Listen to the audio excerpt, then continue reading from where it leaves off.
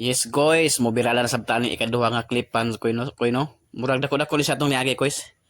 Ang problema ni ani guys is ang switcher guys nga guba.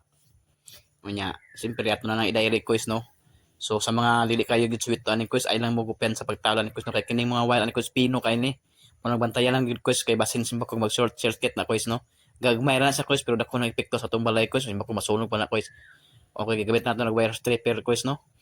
Kasi ato na sa gidirect guys kay nadaot na yung switch anak ko yung nga gamay. Okay, ato nang ibudbud ko safety na katong pagkabudbud ako kay ato man lang ibatangan og electrical tape dahil paghuman kois. Katong masing na inyo mga inana ba nga mga klipan. Pwede ra gid mo muluon ako chat. Oh, ato nang ibatangan ako.